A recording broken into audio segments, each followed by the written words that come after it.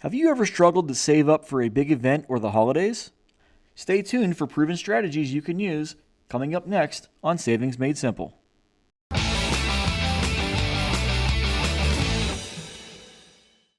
If you've ever had a tough time saving up cash for a birthday or major holiday, know you're not alone.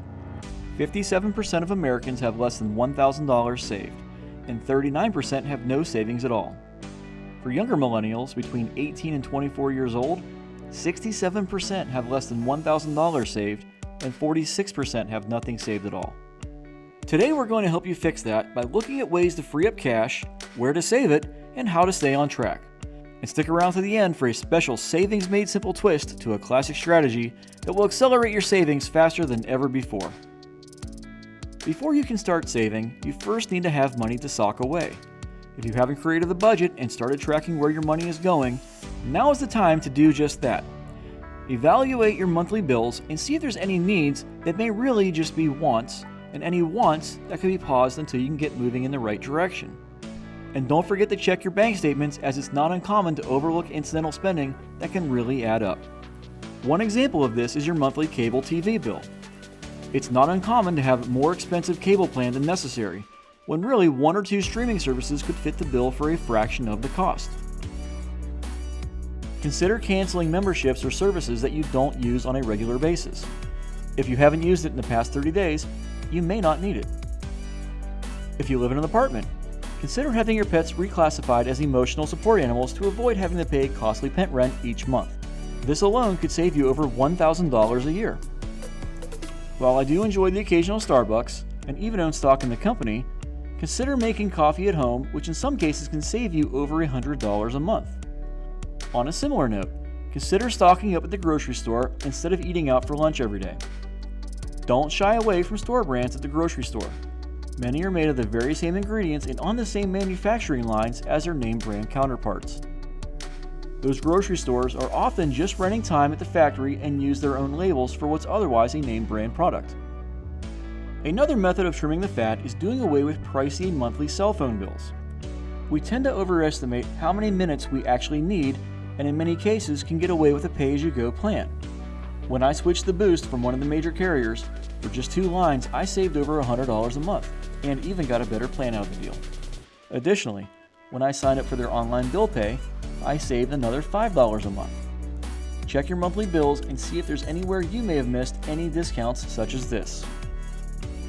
Lastly, consider cutting back on vices such as smoking, drinking, and other substances. Cutting back is good for your health and great for your bank account.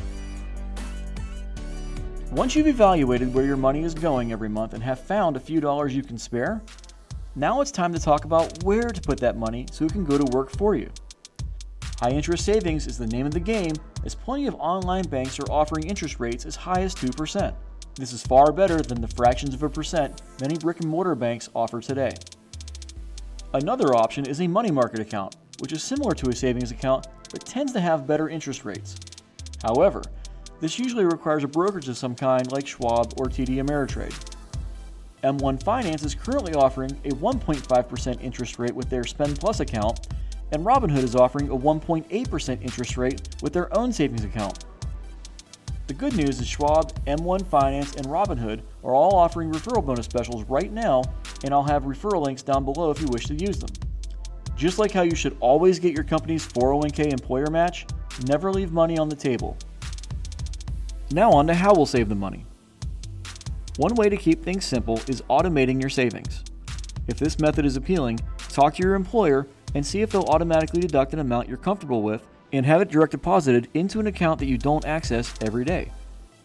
Alternatively, set up an automatic transfer to your account of choice so the money isn't sitting in your regular checking or savings account. The key takeaway here is that by having it moved out of your regular account or deducted before you ever see it, you will be far less likely to spend it. Out of sight, out of mind. Another method of improving your savings is simply boosting your income. For example, dog walking via apps like Wag or Rover could be something of interest. We'll cover side hustles in depth in future videos. A classic strategy of saving for the holidays or big events is putting away $1 a week and increasing the amount $1 every week thereafter.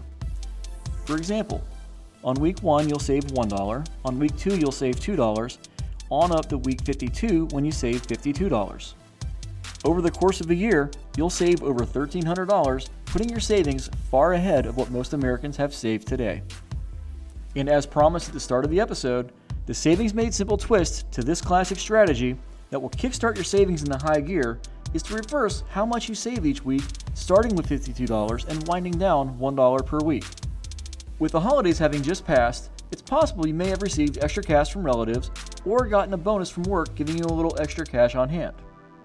You can use this to front load your savings, winding down $1 a week throughout the year.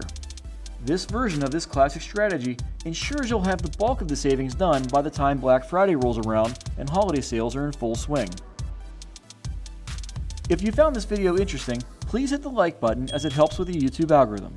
And if you want to learn more about personal finance, side hustles for increasing your income, or you're new to the stock market and would like to learn more about investing, then start now by subscribing and clicking the bell so you don't miss a thing. Thank you so much for watching, and I'll see you next time on Savings Made Simple.